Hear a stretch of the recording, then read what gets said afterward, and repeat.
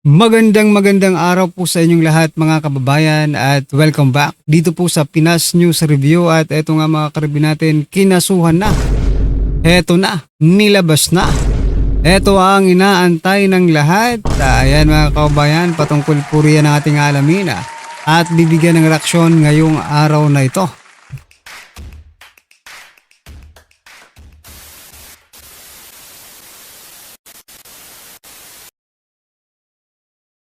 Then mga kababayan, bago po natin simulan to, kung bago ka pa lang at di pa po nakapag-subscribe sa ating munting channel ay pa-subscribe naman po. At eto nga mga karibin natin, nako, ito pong si Executive Secretary Ralph Recto. Sinampahan ng kasong plunder, aray ko po mga kababayan. Nahaharap sa plunder cases sa Office of the Ombudsman, sina former Finance Secretary na ngayon Executive Secretary Ralph Recto at Emmanuel Ledesma, dating Pangulo ng PhilHealth. Bakit kaya mga kababayan? Ang reklamo ay inihain ng Save the Philippines Coalition kaugnay sa umano'y illegal at unconstitutional na paglipat ng 60 bilyon na pondo ng PhilHealth patungo po sa National Treasury. Dapat lang, no? Kasi hanggang ngayon hindi pa pala nila na ibabalik. At ang balita po natin ay ipapasok na lang po sa 2026 national budget. Ibig sabihin, buwis po ng taong bayan ang iba pang bayad nila. Samantalang yung PhilHealth is not coming from the taxpayers' money, no? Ito po ay mga contributed money, no? Contribution ng ating mga kababayang mga miyembro ng PhilHealth. So ano sa palagay nyo, dapat bang kasuhan ng plunder talaga ito? Sa palagay ko, tama lang at karma po ito sa kanila. Pero ang problema nga lang mga kababayan, ang kaso po ay isinampa sa Office of the Ombudsman. Sino nga po ba ang ating ombudsman ngayon? Aray ko po. Mukhang malabong managot. Mas mauuna pang litisin si Vice President Sara Duterte. Kaysa po dito kay Recto. Diba? For example lang naman. Alam naman po natin, pagdating po sa mga kaalyado ng administrasyong ito, tikom po ang bibig ng ombudsman. Pero, pag ikaw naman po ay kalaban ng administrasyong ito, at ikaw ay talagang naninindigan para sa taong bayan, ikaw ay hindi po tatantanan ng administrasyong ito, especially ng ombudsman. Diba? Anyway, speaking of Vice President Sara Duterte mga kababayan, eto po. Nagsalita na po si Vice President Sara Duterte. Sabi niya po dito, I do not have a personal relationship with Ramil Madriaga, nor have I ever given him instruction of any kind. Mr. Madriaga has offered no proof. Walang proof, no documents, no corroboration, only accusation. Correct. Pang-akusa lang naman yung kay Madriaga no? Pag-aakusa lang yung kay Madriaga. Very unbelievable po yung kanyang sabi nga ng ating mga kababayan, yung affidavit po ni Madriaga ay very inconsistent mga kababayan. Ayan, nagsalita na po ang ating Vice President. Ano po ang inyong masasabi dyan? At eto, panoorin naman po natin at pasadahan po natin yung mga nangyayari naman po dito po sa bicameral conference na ito.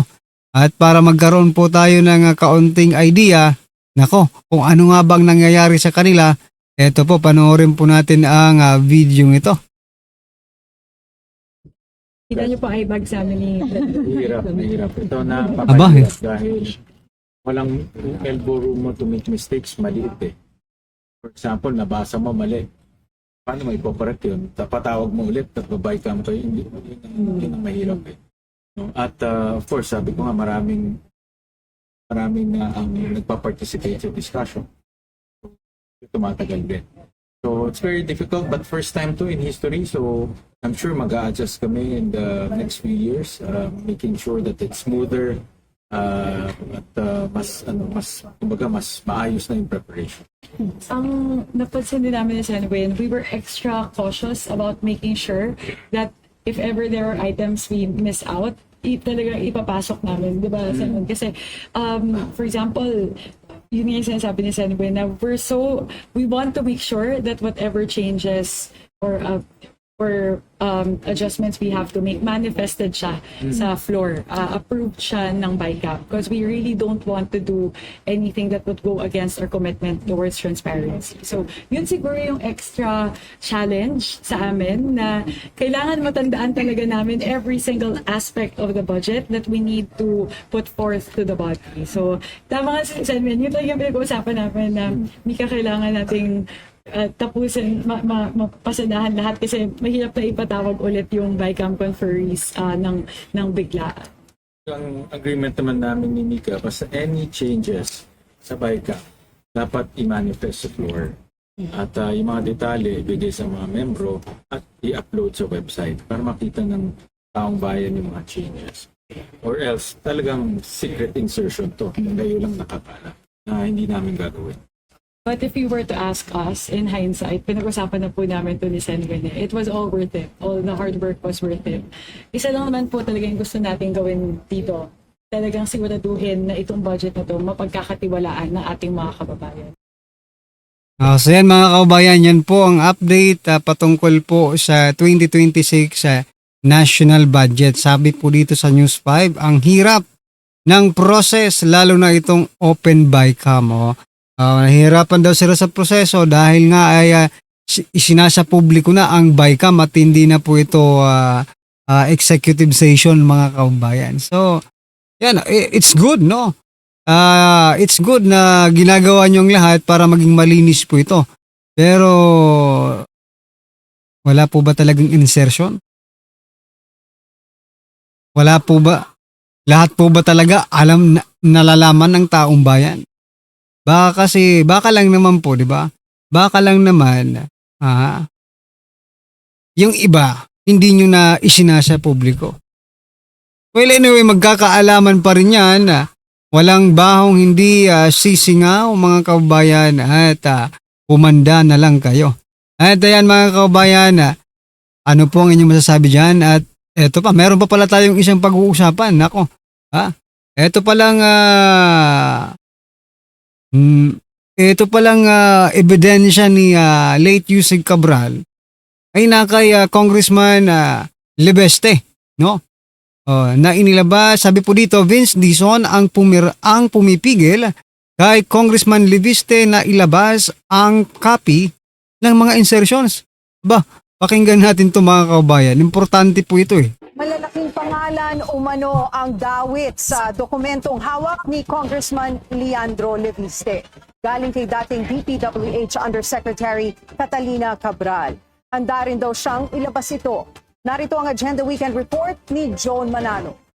Daraw, si Batangas 1st District Representative Leandro Leviste na isiwalat ang sinasabing kopya ng DPWH insertions na ibinigay ng pumanaw na DPWH Undersecretary Maria Catalina Cabral. Pero ito ay kung pahihintulutan siya ni DPWH Secretary Vince Dizon. Sa isang pahayag ngayong araw, sinabi ni Leviste na September 4 ibinigay ni Cabral sa kanya ang nasabing listahan na naglalaman umano ng proponents ng DPWH insertions sa buong bansa. Inutos daw ni Dizon kay Cabral na ibigay ito sa kanya in the interest of transparency. Mula noon, marami na raw ang nagsasabing ilabas niya ang ibinigay na listahan pero hihintayin niya raw muna ang posisyon ng DPWH dito. Ilalabas niya lang din daw ito sa utos ni Dizon. Dagdag pa ng mambabatas, wide-ranging consequences ang kaharapin kapag isinapubliko ang mga dokumentong hawak niya. Laban daw kasi nito ang mga pangalan ng hindi lang kongresista, kundi maging mga senador, executive officials at iilang private individuals.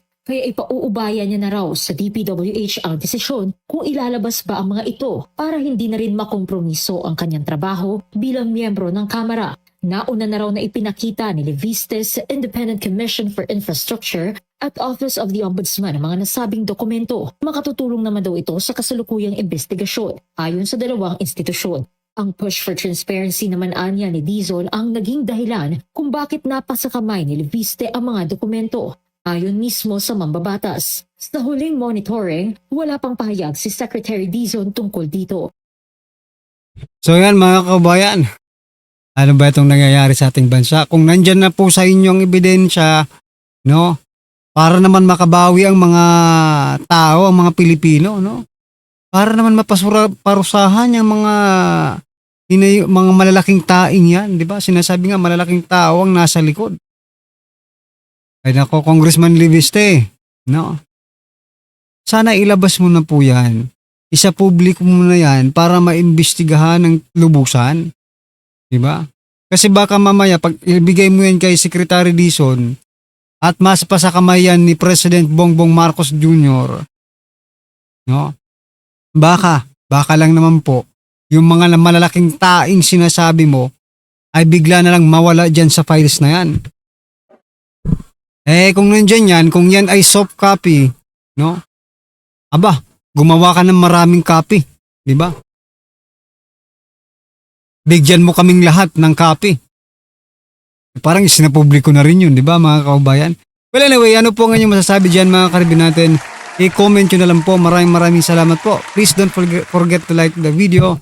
Maraming salamat po.